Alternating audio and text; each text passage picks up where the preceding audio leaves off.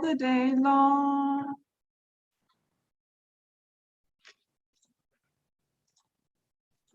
Amen. Thank you. We're just about on live stream, so we're ready when Elder Tess is.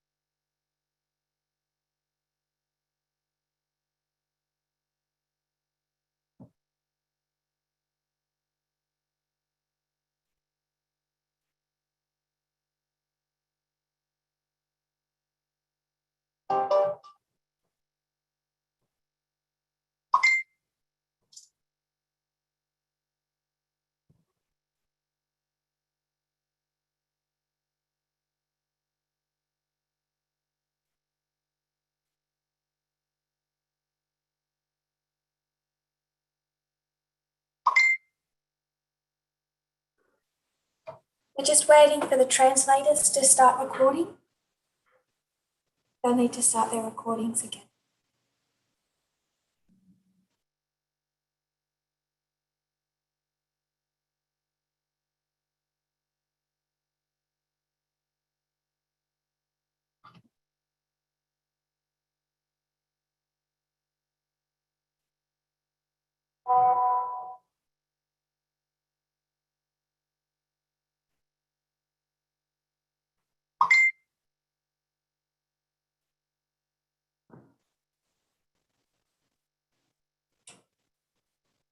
Singing with Lovely.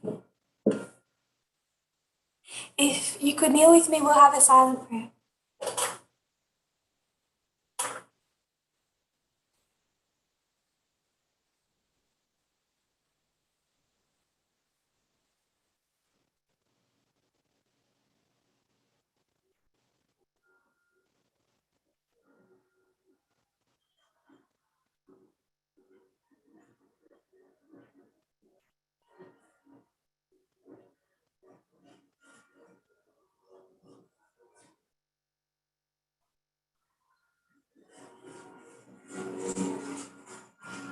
Amen.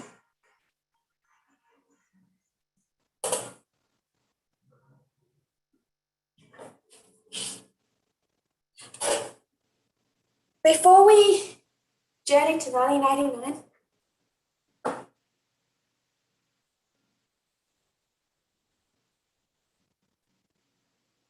I wanted to add one other point.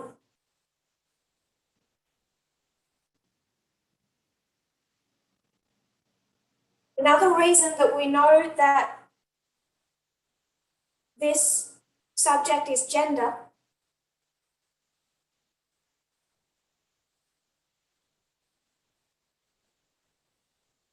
but not just gender, marriage, is because between 1888 and this history,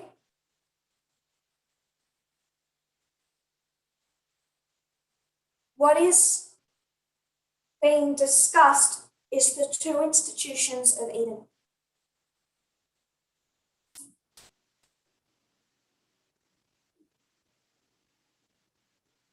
In 1888 was the institution of the Sabbath.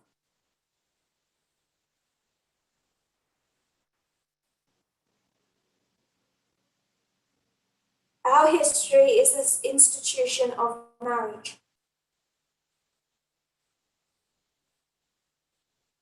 which is to correctly understand marriage.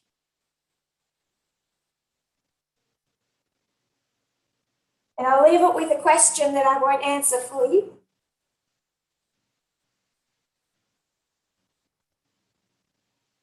What institution was under threat or a subject in point 3?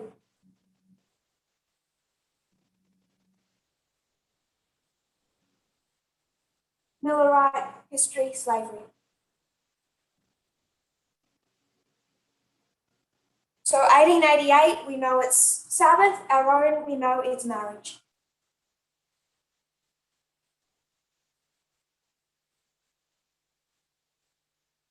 And that is what affected Eve.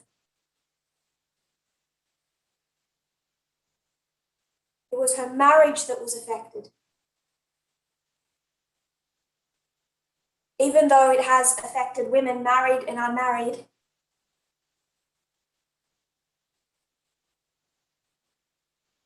every facet of their lives, thousands of years.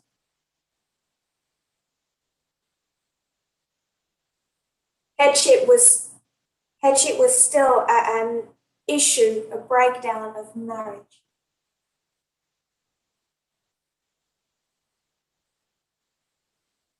So I wanted to just put in a fourth point about that institution.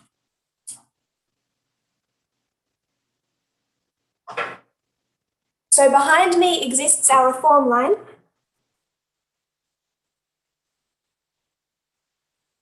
It's not all drawn neatly as far as evenly spaced.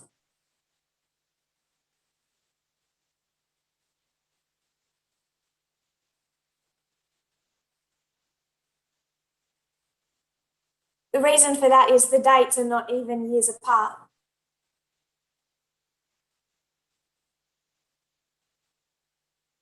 So sometimes I just need to fit a lot more information in.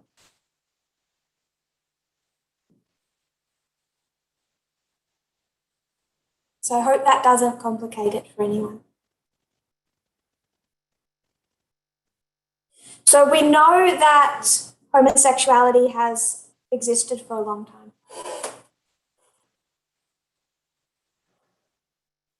We're going to go into ancient history at a later date.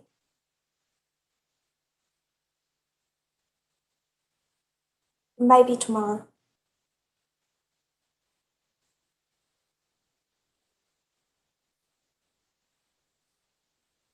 But just, I guess, a few words of introduction.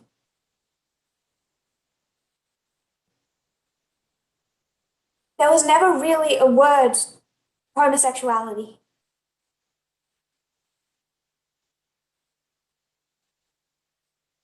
There was different words to describe the act of sex. But there was no word to describe that type of relationship.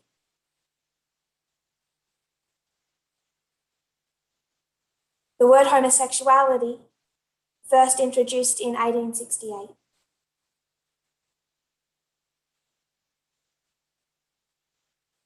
Which should immediately get your attention.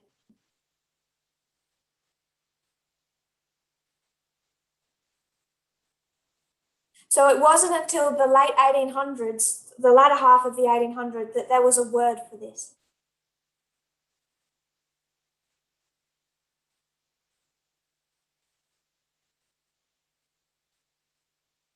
The Elder Parminder's already discussed some of that when he's talked about sodomy.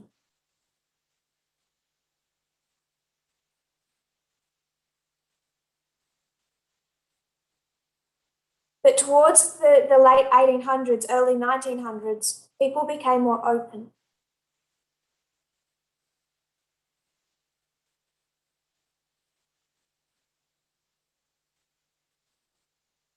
Especially in the 1920s.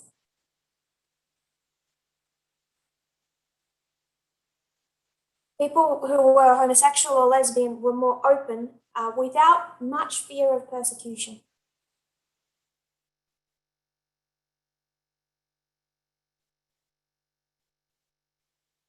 It didn't last long.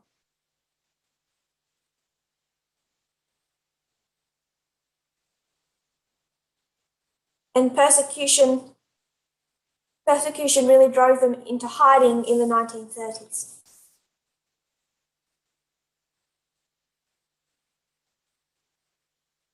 Then you had World War II.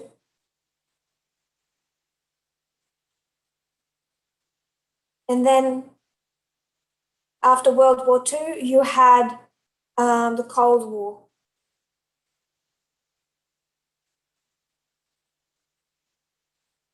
I think many of us are familiar with the persecutions in the United States of homosexuals during the Cold War.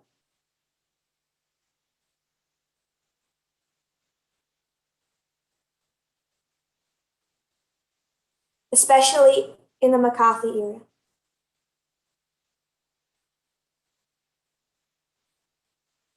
So around the 50s and 60s, there was a lot of persecution.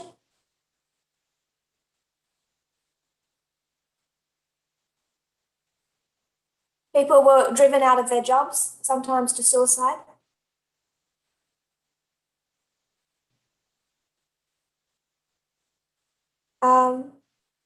They would face entrapment by the police.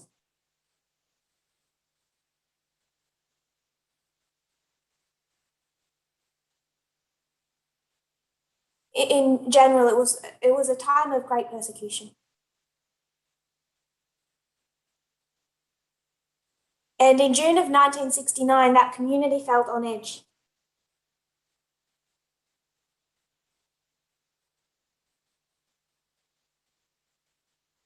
So when the police raided the Stonewall Inn,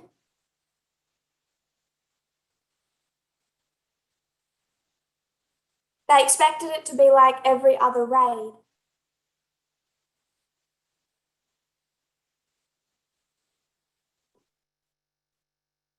Push their way in, arrest some people, beat some people up.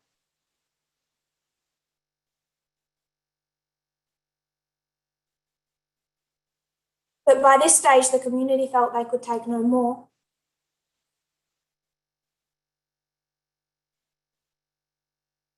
And someone began to fight back. This started a series of protests. And from 1969 forward, a movement developed.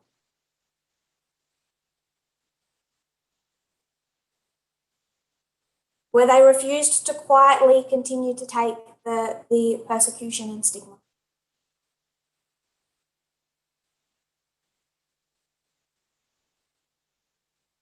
But our core subject is marriage.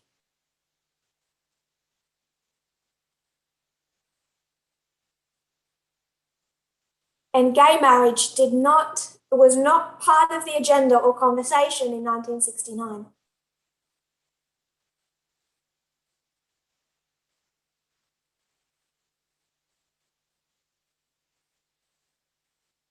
Same-sex marriage rarely attracted mainstream attention.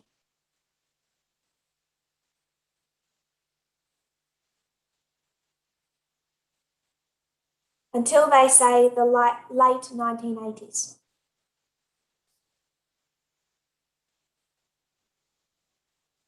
The New York Times said, the question of same-sex marriage was all but dormant until the late 1980s.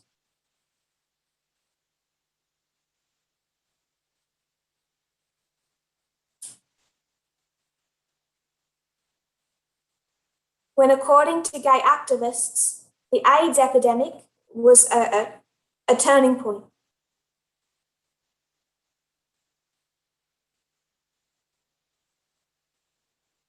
All of a sudden, they had questions of inheritance and death benefits.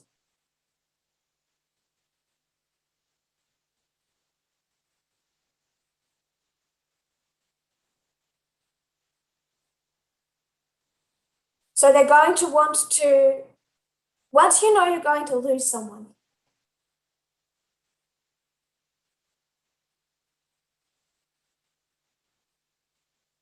the status of the relationship and the way you view that relationship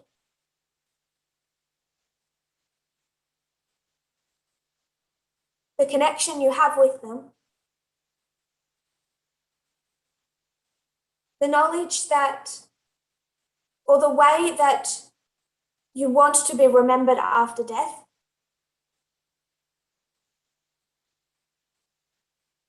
the way that you want to remember the people that you love after death,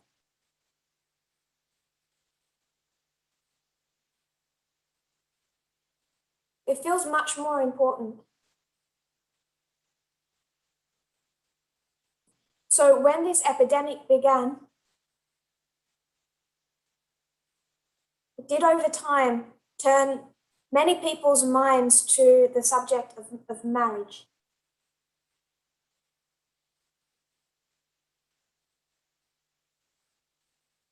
So that played one part in changing the things they were fighting for.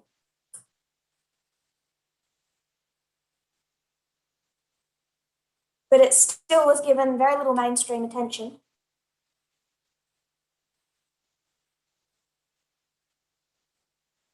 And even many within the homosexual community were not interested in the subject.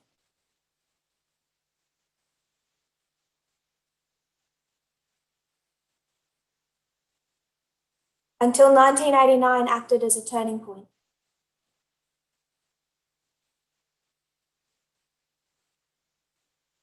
There were a number of things that happened in 1989.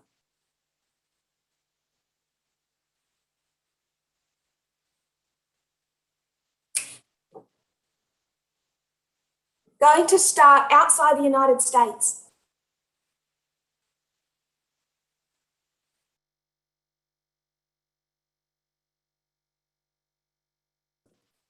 Can you still hear me? Has the audio just softened?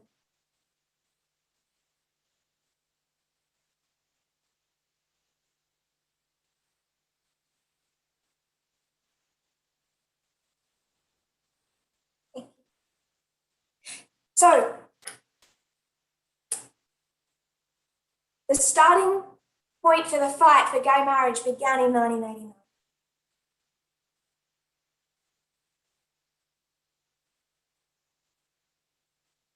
There were quite a number of events that happened in that year.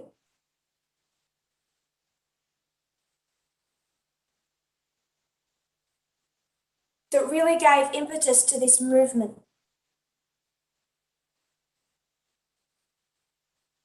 Going to start outside the United States, in Europe, Denmark. This was the first country in the world to allow registered partnerships.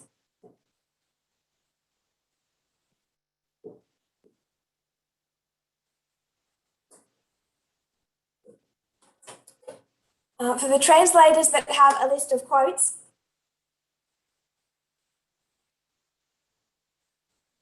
we're going to go to that document and read.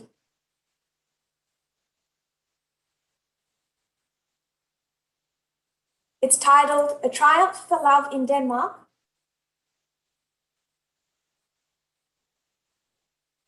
And this is from the Time magazine book released in 2009.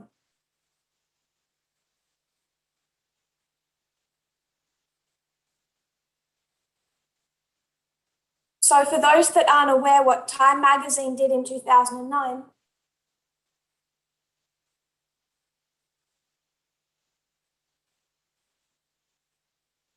is on the 20th anniversary of 1989, they released a book.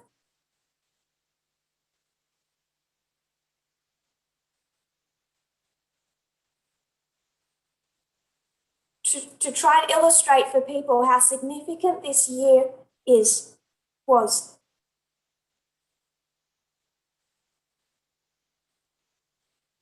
And we're going to read from that book. This page section of the book is called The Triumph for Love in Denmark.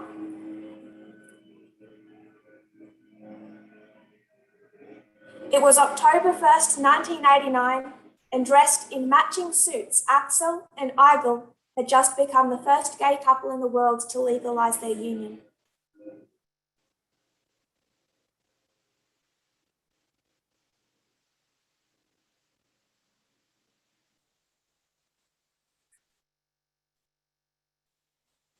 Today, that photograph hangs on the wall of 94-year-old Axel's Copenhagen apartment amid a crop of houseplants. His husband, Aug, has been dead for 14 years.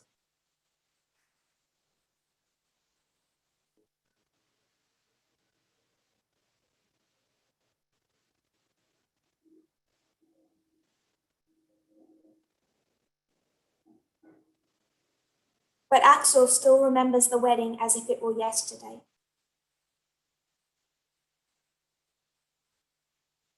More than anything, he remembers the crowd. I'd never seen so many television cameras. There were journalists there from all over the world. He says, it wasn't until that moment that we realised the historic significance of what we were doing.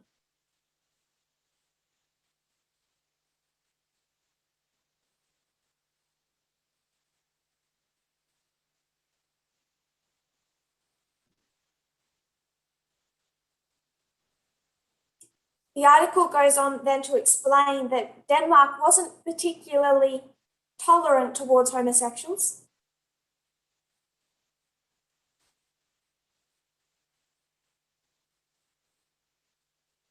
Axel himself had been persecuted and lost his job.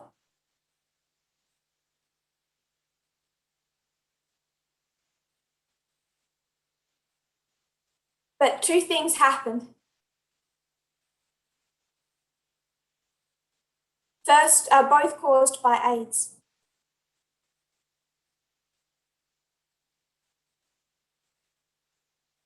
First, it made conservatives think that it might be good to support stable, monogamous relationships among homosexuals.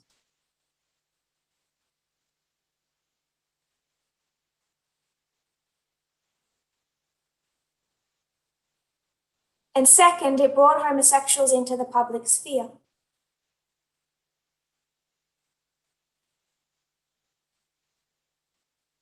For the first time, politicians were actually meeting gay men and lesbian women and realising they weren't any different from straight people.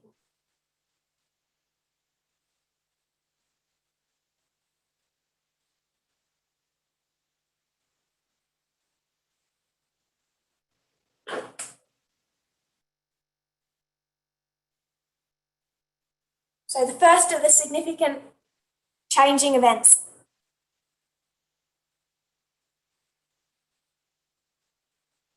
Was in Denmark.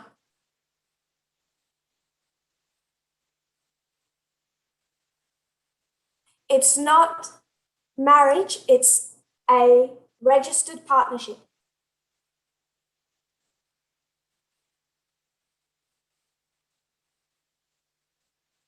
It did not have all the rights of marriage. For example, they could not adopt children. Back into the United States. On July 6, 1989, in New York City.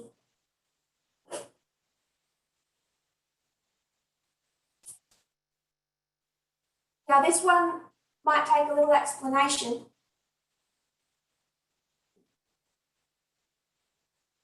But after World War II, New York City had rent-controlled apartments.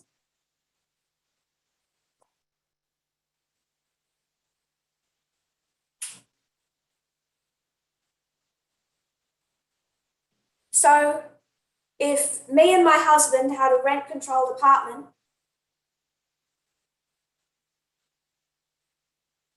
that rent is capped, so they can't charge me more.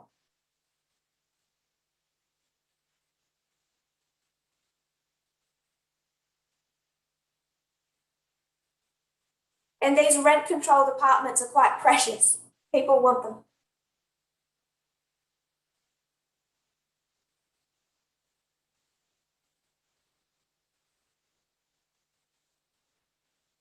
So if my husband signed the lease for this apartment,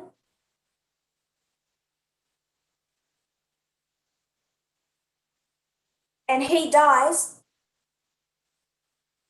the law stated that I could take over that lease and it would still be rent controlled.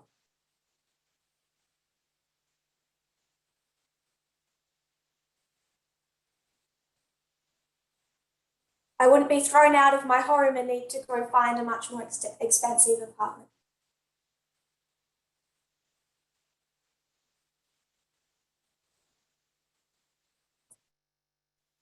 So this is from the LA Times, 1989.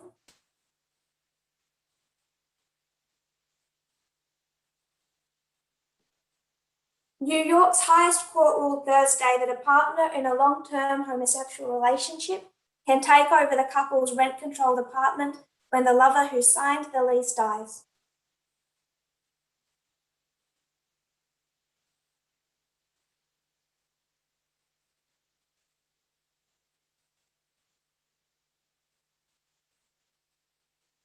In doing so, the court expanded the definition of a family as it applies to New York's rent-controlled laws.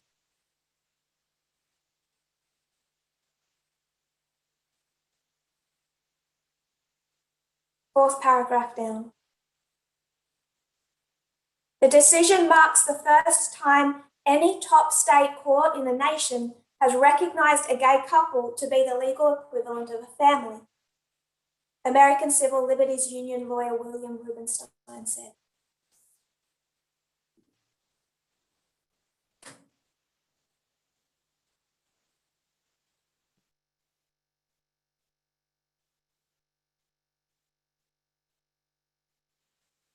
The first time such a court in the United States has recognized them as family.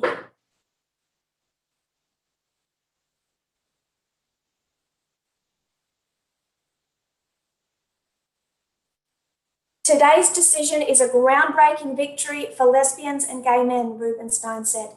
It marks the most important single step forward in American law toward legal recognition of lesbian and gay relationships.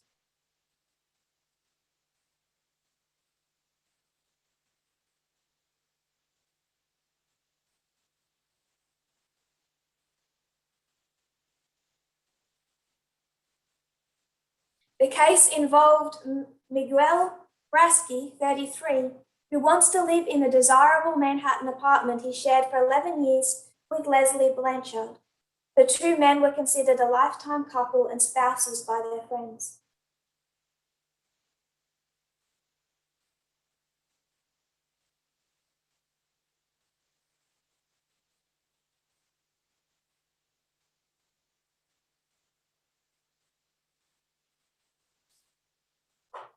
Blanchard, the owner of a Manhattan beauty salon, died in September of 1986, leaving Brasky almost $5 million. Soon afterward, the landlord, Stahl Associates, attempted to evict Brasky on ground that he had no right to continue living in the below-price apartment because he was not related to Blanchard by blood, marriage, or adoption.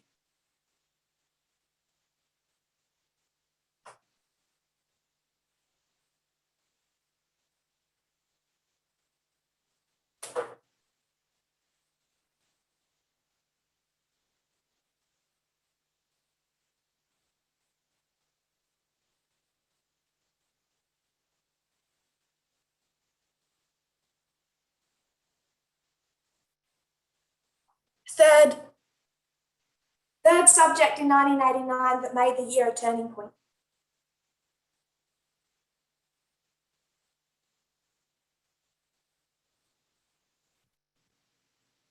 Andrew Sullivan is a gay journalist. And on August 28 of 1989, he wrote an article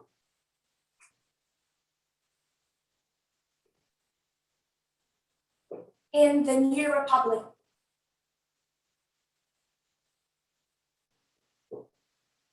Now, Andrew Sullivan was kind of a conservative.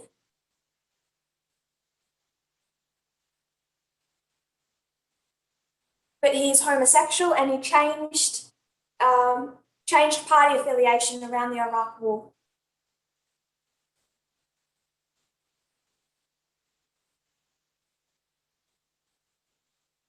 he wrote this article that is recognized as a turning point.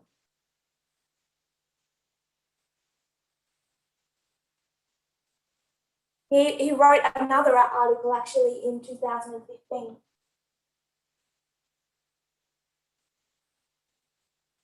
If we have time, we'll read from that one as well. The 1989 article was titled, "Here Comes the Groom, a Conservative Case for Gay Marriage."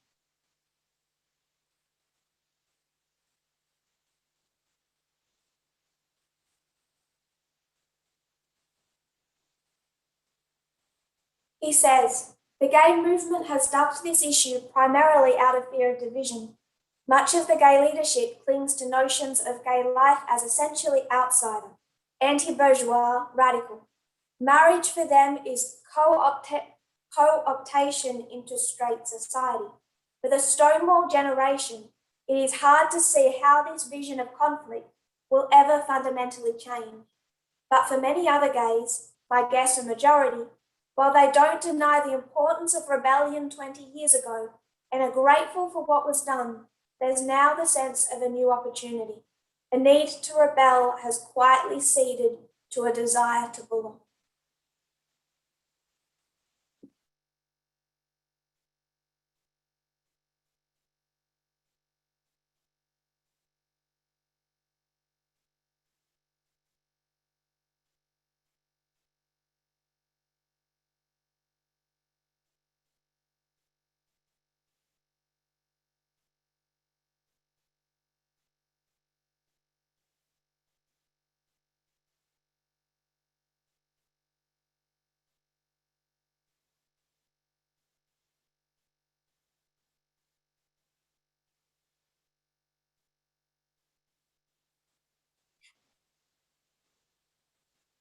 I think we will have examples soon to show his point is quite correct.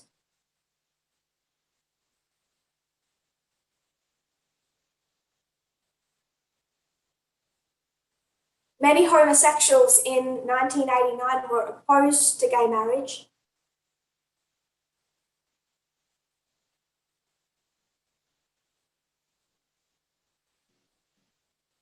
Because they wanted to fight society, not be co-opted into it.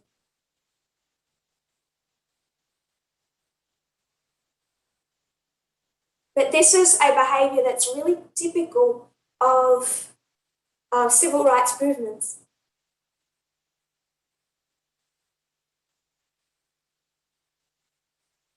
There's a quite parallel fight within feminism.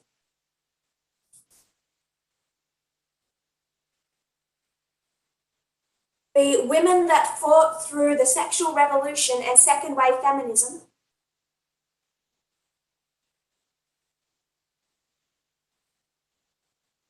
often fight today with today's feminists, this newest generation of feminists.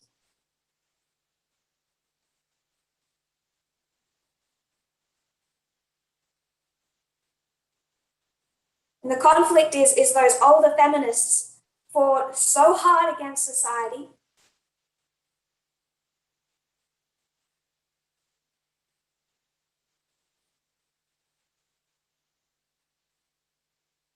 fought so hard under the sexual revolution to even have their female sexuality recognized.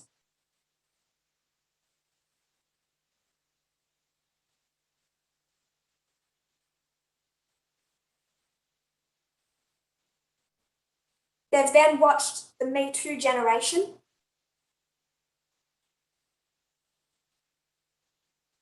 And the Me Too generation says the sexual revolution was important and good,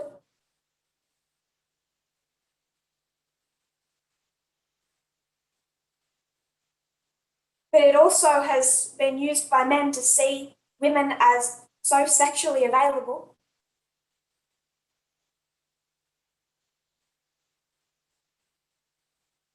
It is added to the fetishization and sexualization of women.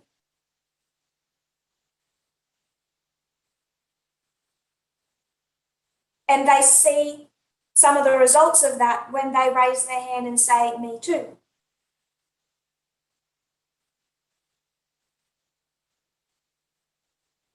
The older feminists say, do you not appreciate what we fought for?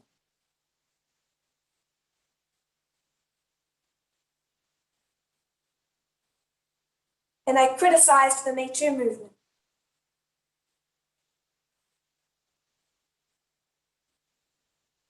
So this is what I referred to before about different currents within the stream of feminism.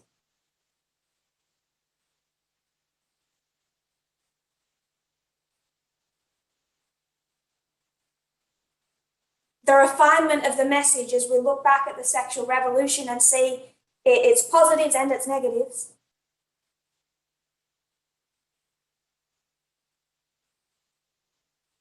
And our view of the Me Too movement.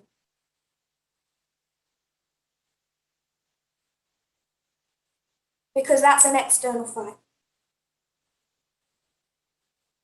So the same thing is, parallel thing is happening when it comes to gay rights.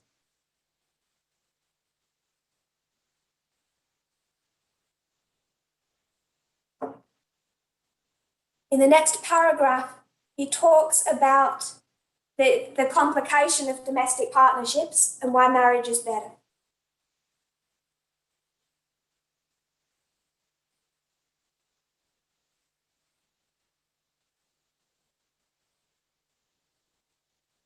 Third paragraph that I've listed here. As it has become more acceptable for gay people to acknowledge their loves publicly, more and more have committed themselves to one another for life in full view of their families and their friends. Those conservatives who deplore promiscuity among some homosexuals should be among the first to support it.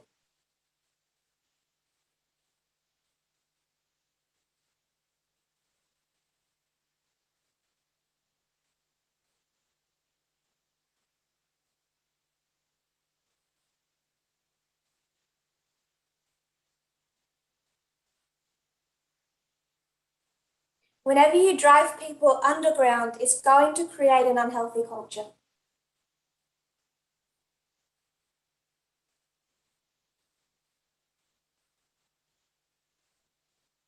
This is when people talk about the gay culture.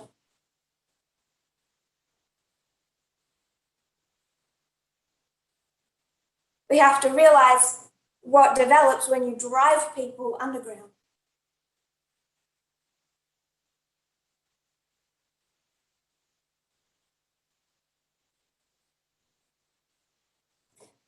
His last argument, the argument that gay marriage would subtly undermine the unique legitimacy of straight marriage is based upon a fallacy.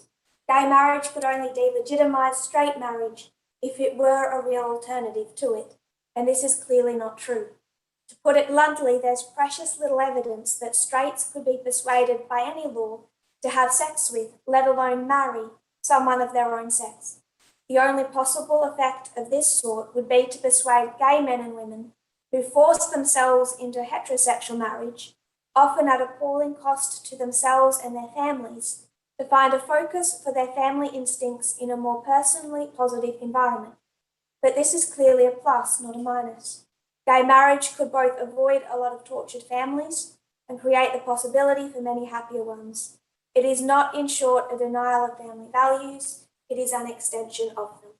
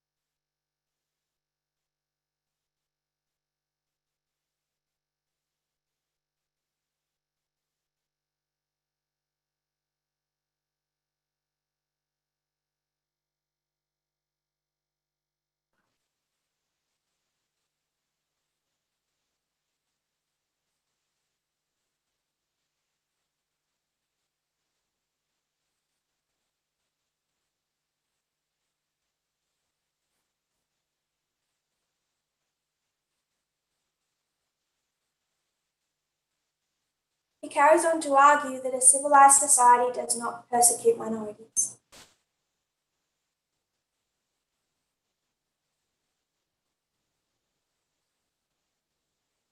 And therefore, given the fact that we already allow legal gay relationships, what possible social goal is advanced by framing the law to encourage these relationships to be unfaithful, undeveloped, and insecure?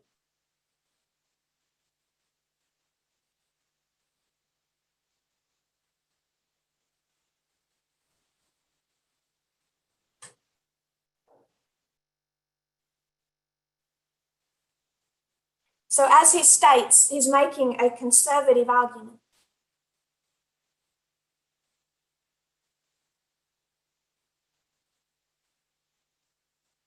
But it was considered a turning point argument.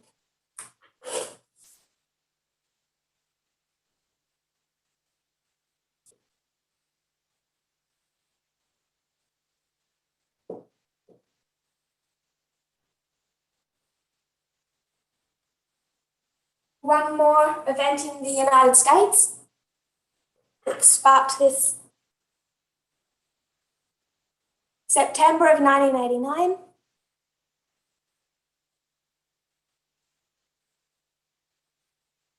the State Bar Association of California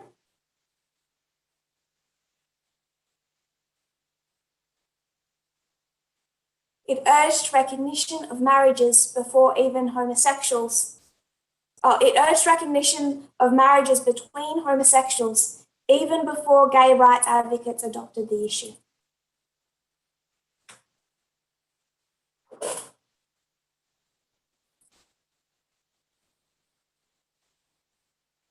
Now we're going to move outside the United States.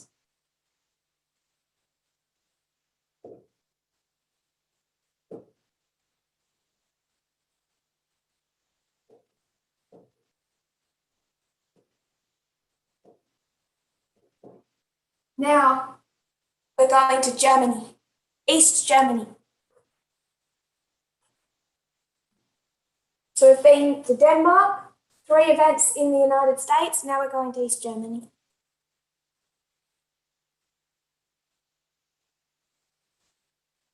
By 1989, Germany has been divided for 41 years.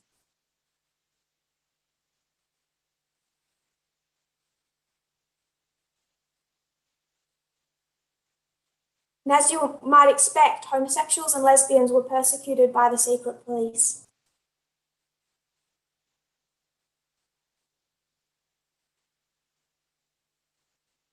But there was one fellow who no longer wanted to be homosexual in secret.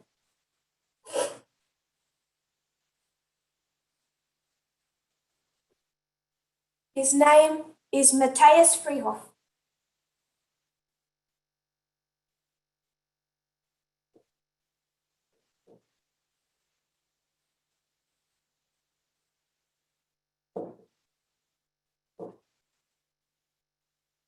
One of the last films made by the East German State Film Studio was called Coming Out.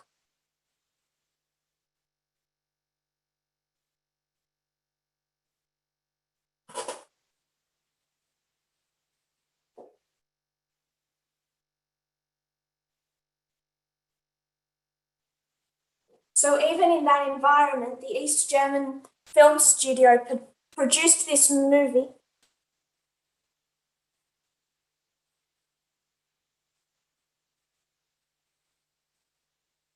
with Matthias as the lead actor.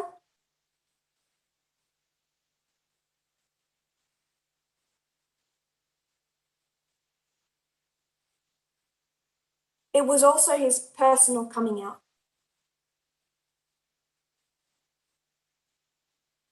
It premiered on November 9 of 1989.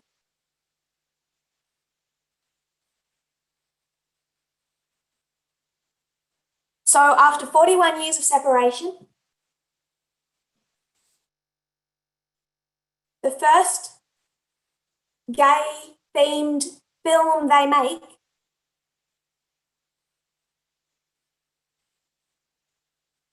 came out on November 9 of 1989. a short distance from the Berlin Wall.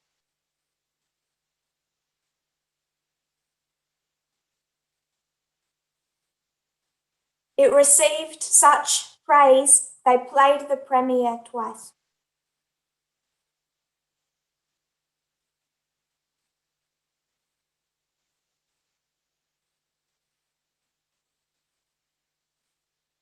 So as they sat watching this premiere over the hours of midnight, they had no idea what was taking place down the road.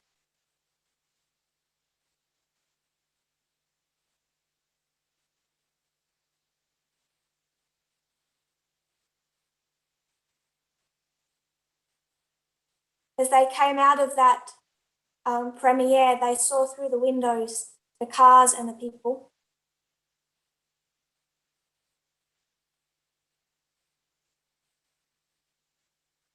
And Matthias tells the story of walking down to the border between East and West Germany.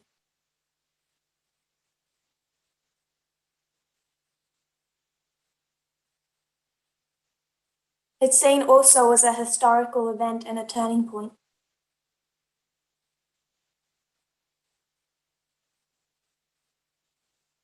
Even separately to the timing of the double premiere.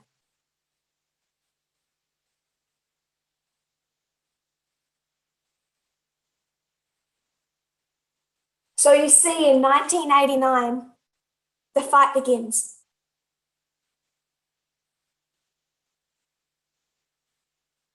But what did we understand from the document how the Constitution became Christian?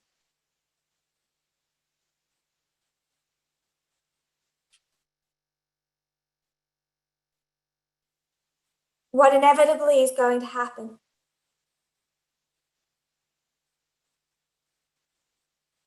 is going to be a backlash.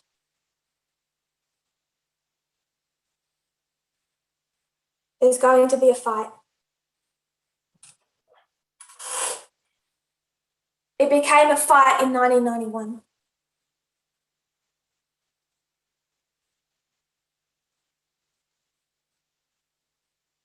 So I want to just deal of one issue of discrimination and then we'll get to the fight.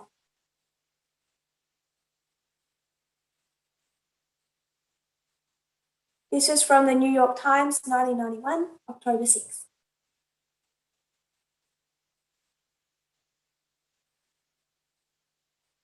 The Georgia Attorney General has withdrawn a job offer to a lawyer after learning that she planned a wedding ceremony with her lesbian lover.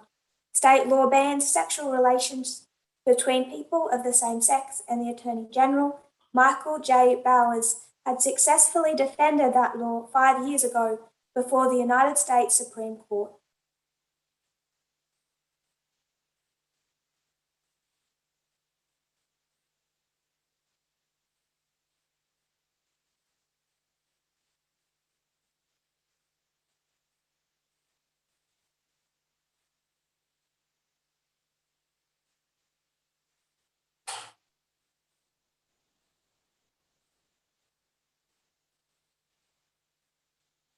Of course, Georgia law also just does not recognize homosexual marriage.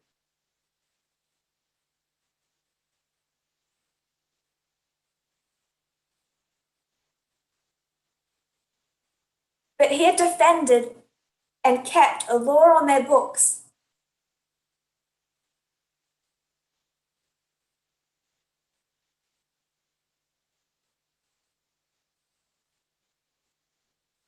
that made it illegal to be a practicing homosexual in Georgia.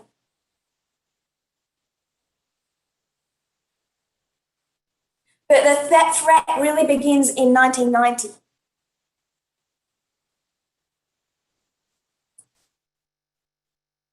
Could say it heats up. And it begins in Hawaii.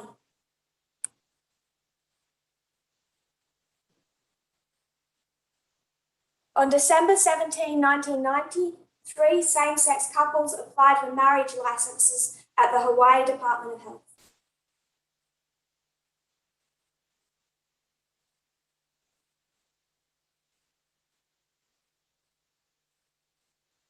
And of course, they were denied. I suspect they anticipated being denied.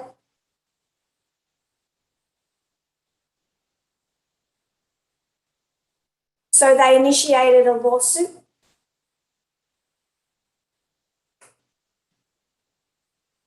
May 1st of 1991.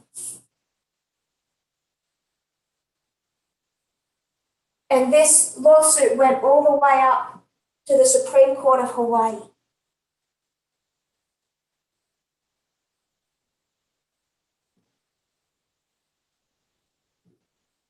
It was known as Bayer versus Lewin.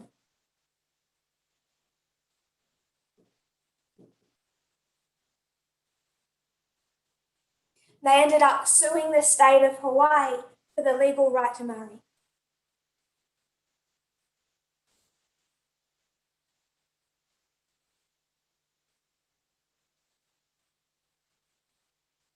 Touching again on what we spoke about before,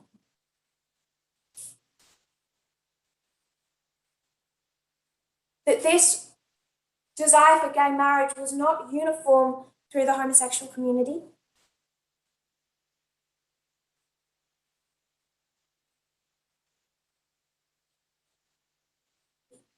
You may have heard of Lambda.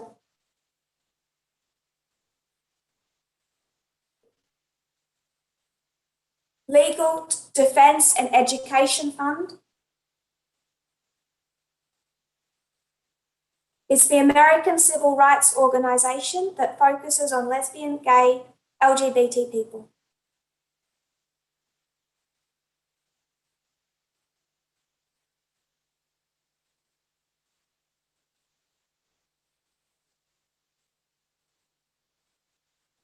Lambda refused to represent them in court.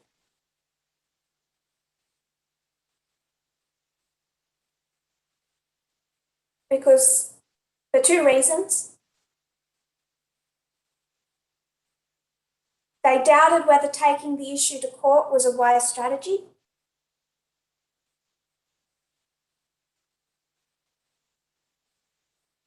And they debated the importance of marriage itself.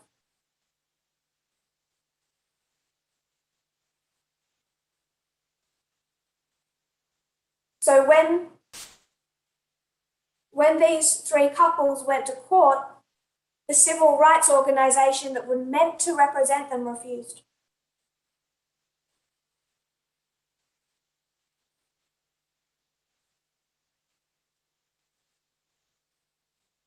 But others took up the cause. In 1993, the Supreme Court of Hawaii ruled.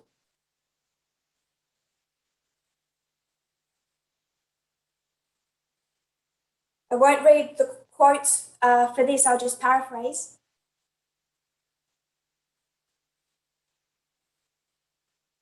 It's considered the first major judicial victory for same-sex marriage activists.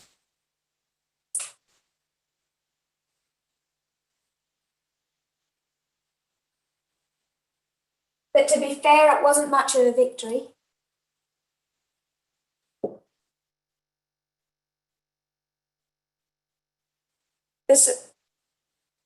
The Supreme Court looked at the rules that had been based on racial classifications.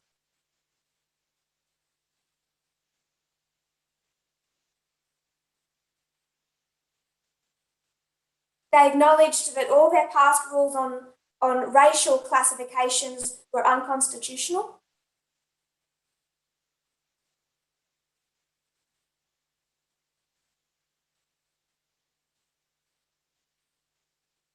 And they compared and contrasted that then with the laws on the state books regarding same-sex marriage.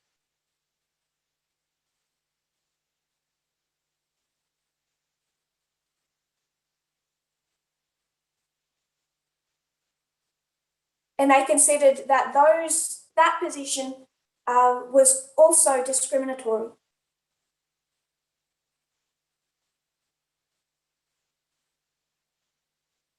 But they didn't rule for same-sex marriage.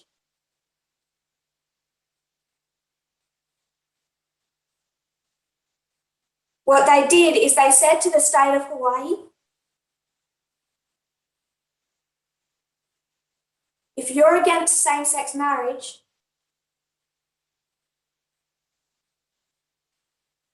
your current laws and your state constitution do not prohibit it. So you need to consider, state of Hawaii, what kind of defense you want to make.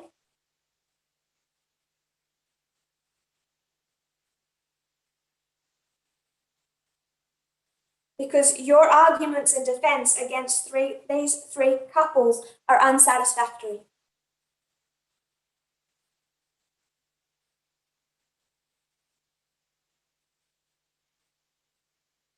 So they didn't really fully rule in favor of the couple. The state had time.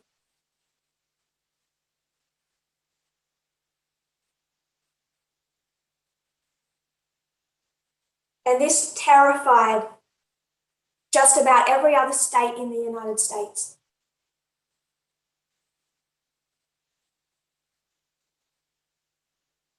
Because if Hawaii, which was dangerously close to legalizing same-sex marriage,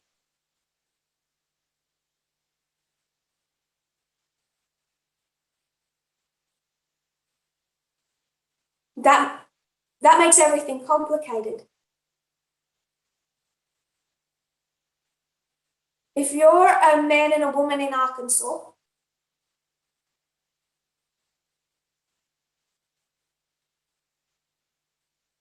and you have family in California,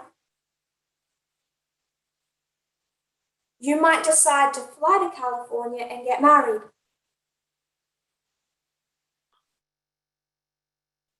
Then when you fly back to Arkansas, the state of Arkansas has to recognize your marriage.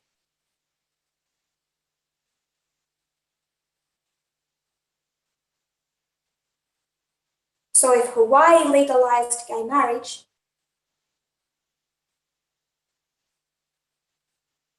and a homosexual couple from Arkansas decide to fly to Hawaii and get married,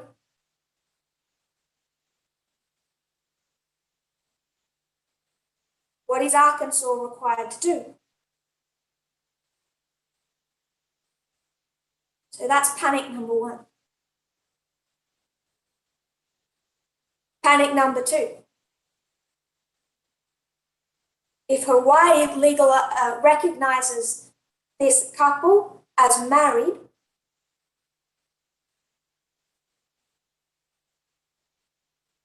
what then about the federal government?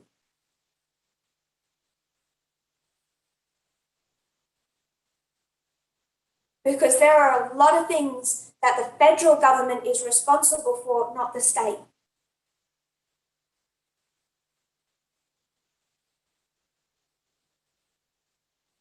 So if you're a member of the armed forces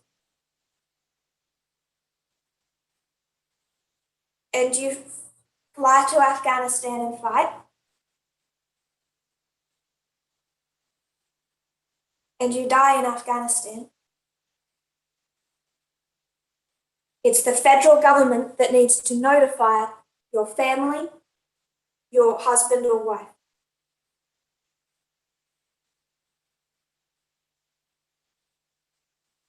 So it's said that there's hundreds, maybe thousands of ways the federal government interacted with a couple's marriage, not the state.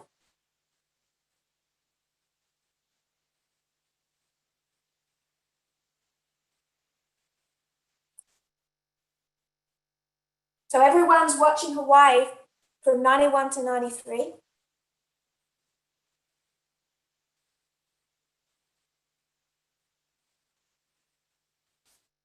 And it didn't end up going that well for opponents of same-sex marriage.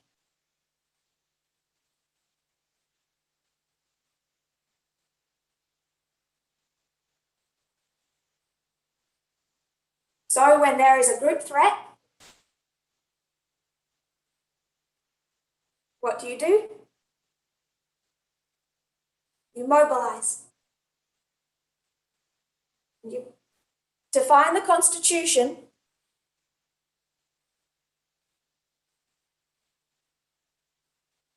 and the law in ways that protect you from the group threat.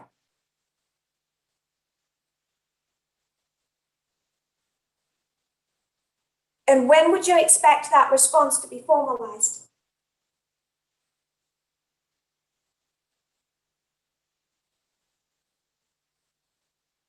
Answer as a member of the movement.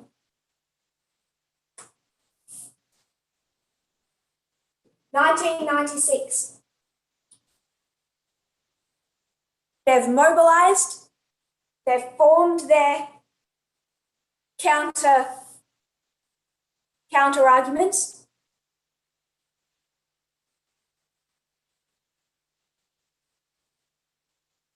Going back to the document of quotes. Georgia Representative Bob Barr, then a Republican, authored the Defense of Marriage Act and introduced it in the House of Representatives on May 7, 1996. Senator Don Nichols of Oklahoma then introduced the bill in the Senate.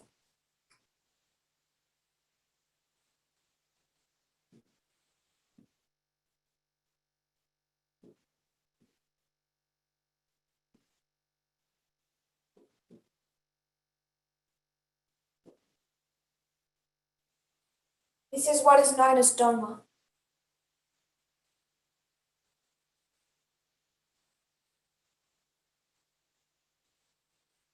Third paragraph. The 1996 Republican Party platform endorsed DOMA. The Democratic Party platform that year did not mention DOMA or same-sex marriage at all.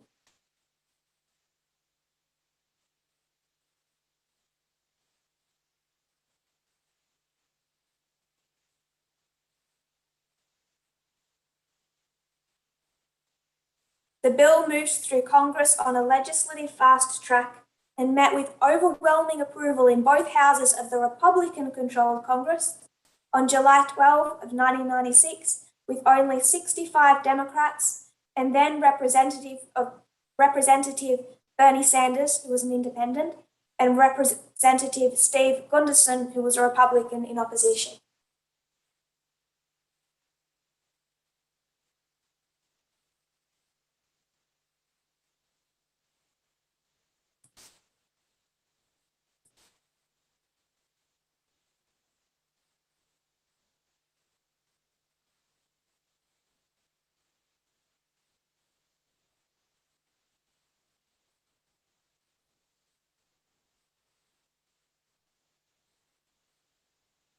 So it's authored by a Republican.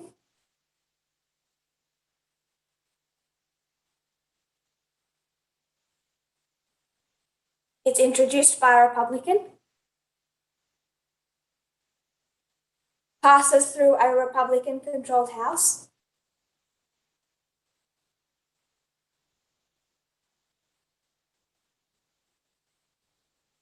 Passes through a Republican-controlled Senate.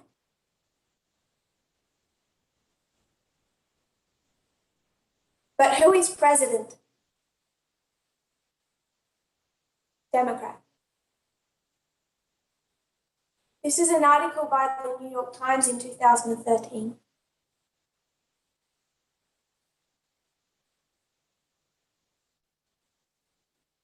He had just flown across the country after an exhausting campaign day in Oregon and South Dakota, landing at the White House after dark. But President Bill Clinton still had more business before bed. He picked up a pen and scrawled out his name, turning a bill into law.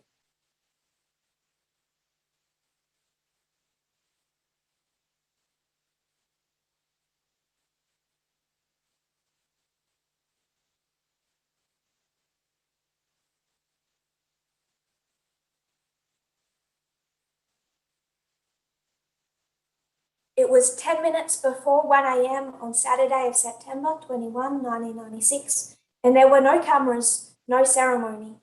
The witching hour timing bespoke both political calculation and personal angst.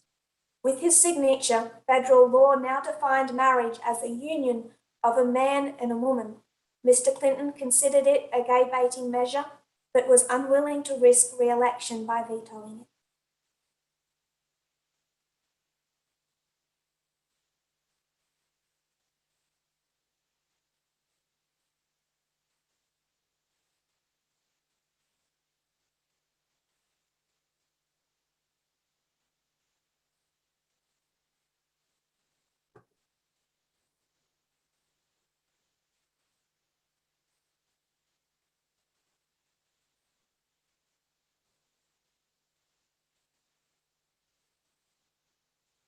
It's understood that if he had vetoed it, it still would have gone through because he had so little support in Washington by that time.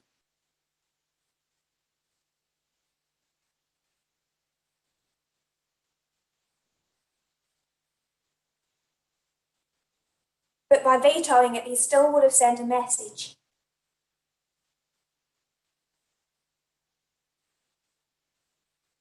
But what did we learn about the Whig Party? What do you do in an election year? The end, winning the election, justifies the means, compromise.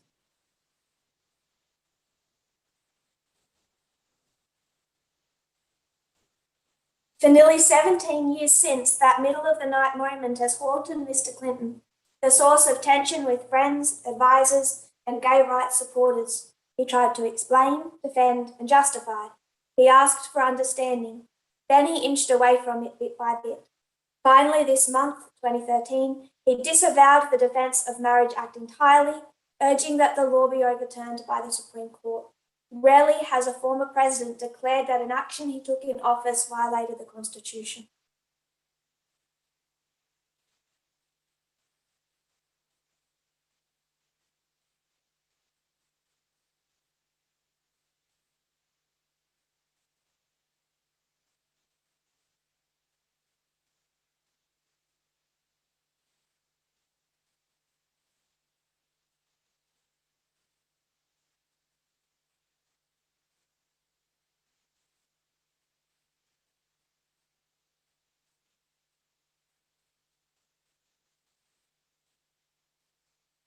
So historically, Bill Clinton had quite a number of homosexual friends.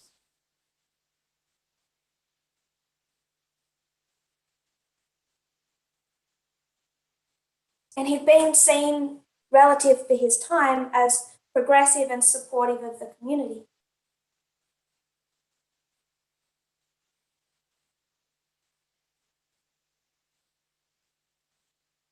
But early in his presidency, he tried to open up the military to gays and lesbians.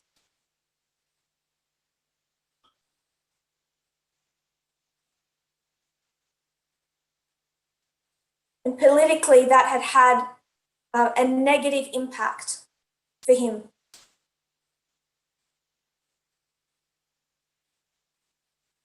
So by 1996, he's afraid of the consequences if he vetoes DOMA.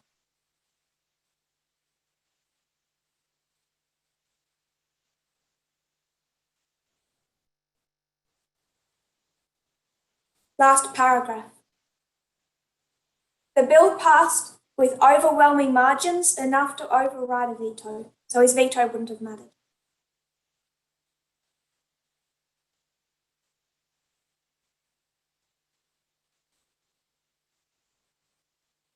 At least for as far as passing the law is concerned.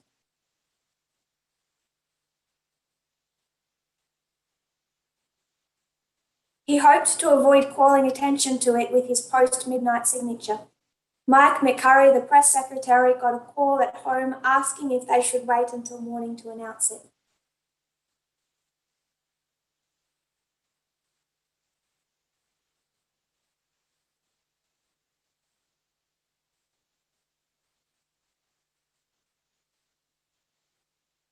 Quoting his press secretary from the time, his posture was quite frankly driven by the political realities of an election year in 1996.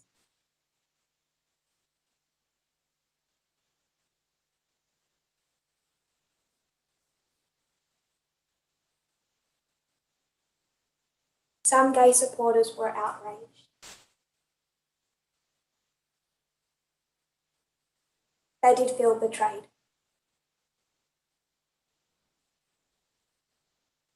Not wishing to change subject, but that wasn't his only compromise to win that election.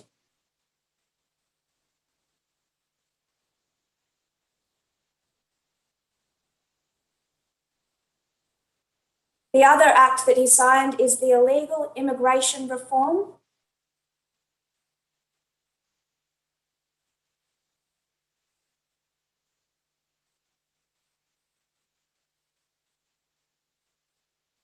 An Immigrant Responsibility Act of 1996.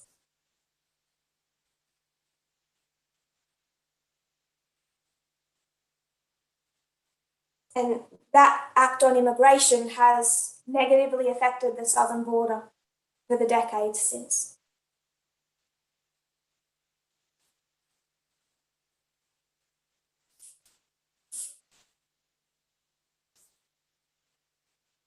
So before we close, I just want to explain what DOMA is.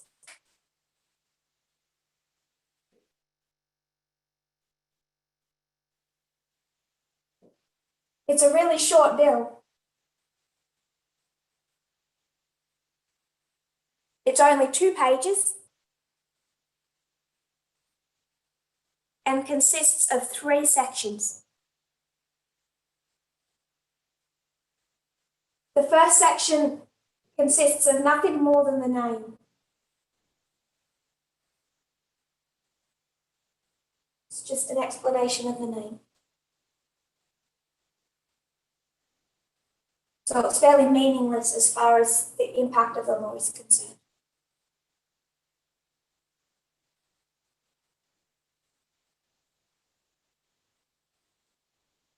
Section 2 and 3. Section 2 says that no state has to acknowledge a same-sex marriage that was performed in another state.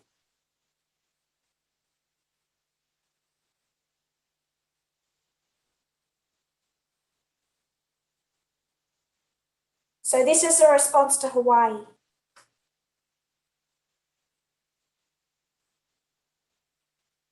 So if Hawaii was to legalize same-sex marriage,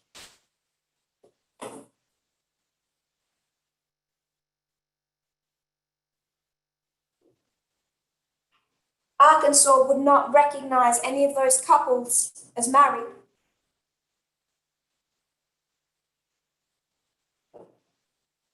Once they stepped foot in Arkansas.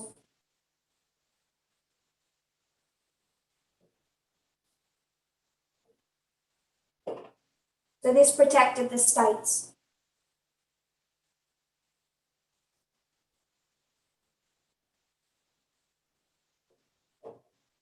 Section 3, equally as simple.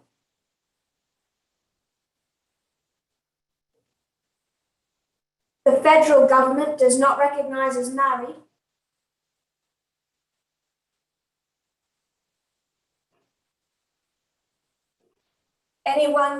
any gay couple legally married by a state that allows it.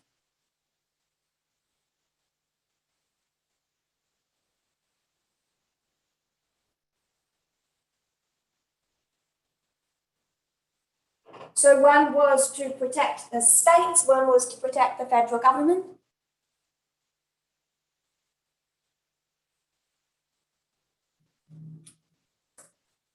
The federal government recognizes that marriage only exists between a man and a woman.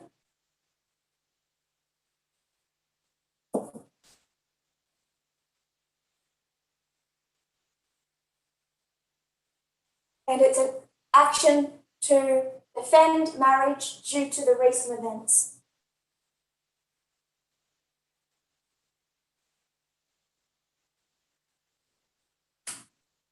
It's a legal response to the group threat.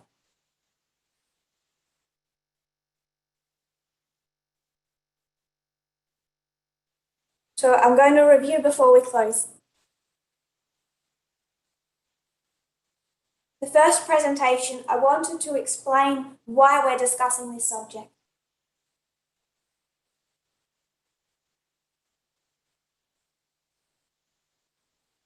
remind us of some of our history, particularly how we have understood these three issues of racism, worship, and gender.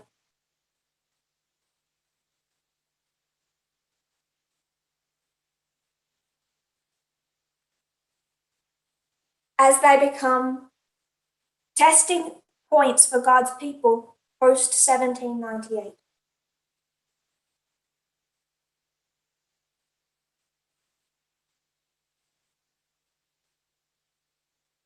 Recognizing that we must understand the external events and the institutions of Eden. Threading our waymarks, we went back to 1989.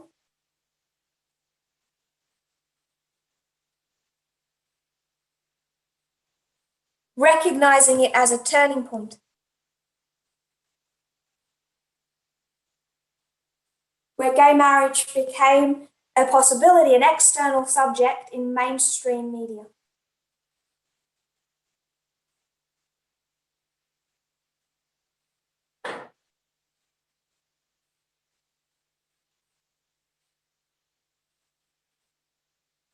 A key subject on the night of November 9, just by the Berlin Wall.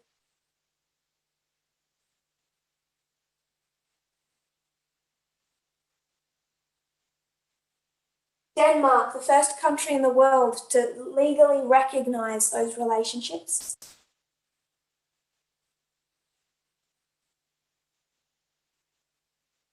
The arguments by one journalist that were astounding for the time gained a lot of traction.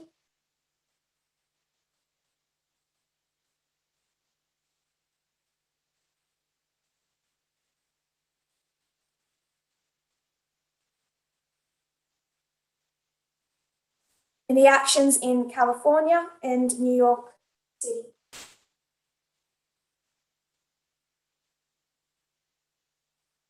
This one being called the most important single step forward in American law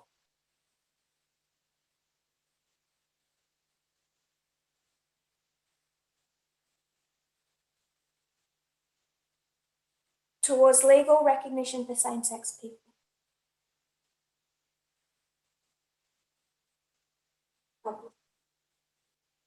The fight heating up in the state of Hawaii.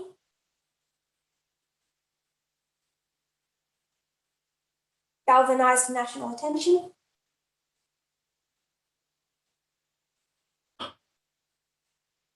Frightened the rest of the United States in 93.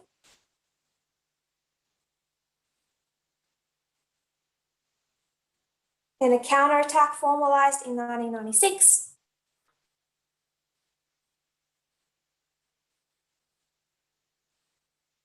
With the DOMA Act signed by a compromising Democrat.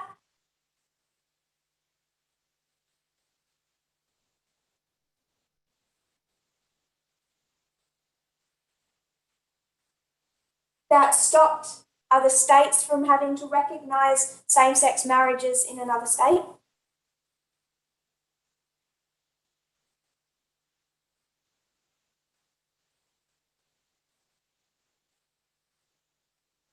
And had the federal government state that marriage only existed between a man and a woman.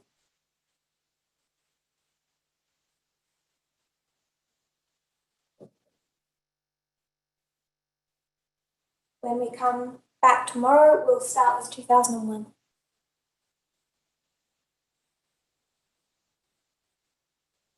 If you kneel with me, we'll close in prayer.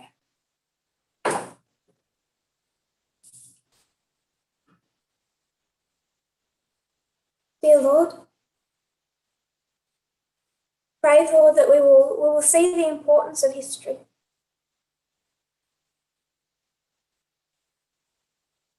That we will divide history correctly, interpret history correctly, and understand what it has to teach us. As we go and consider these subjects,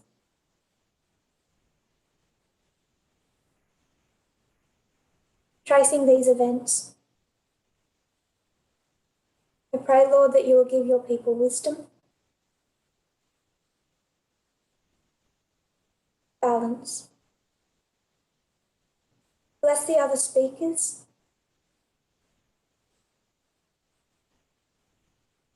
and the leaders also running this camp meeting.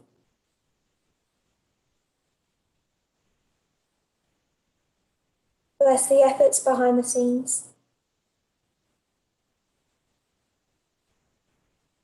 that it might be a blessing to all. We pray this in Jesus' name. Amen.